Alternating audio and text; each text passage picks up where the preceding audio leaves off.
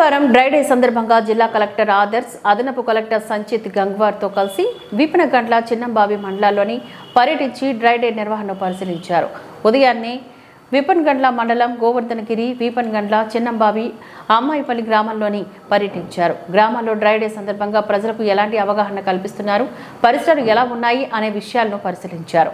వర్షాకాలంలో పరిసరాలు, మిద్దెల మీద పాత టైర్లు, కుండలు, కొబ్బరి చిప్పలు, రోళ్లు, బాటిల్ యొక్క మూతలు వంటి వాటిలోని వర్షపు నీరు చేరడం పట్ల వాటిలో దోమలు గుడ్లు పెట్టి దోమల వ్యాప్తి శరవేగంగా జరుగుతుందని హితో పలికారు.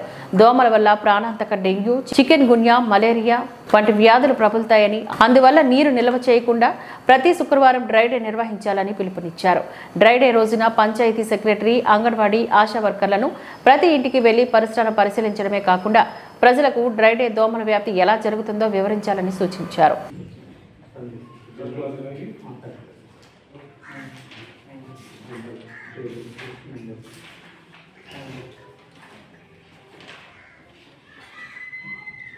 నంబర్ కూడా చెప్పారా? ఎక్కడ వరకు?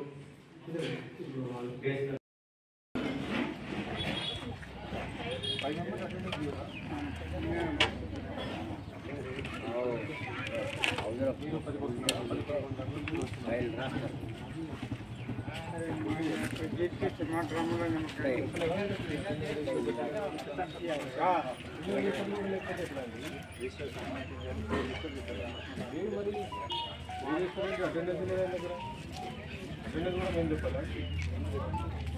5 మంది ఎక్కడ ఉన్నారు? 5 మంది మీరు వచ్చారా? ఎట్లా తెలుసు మీకు అటెండెన్స్ తీసుకోకపోతే? సైట్ వాళ్ళ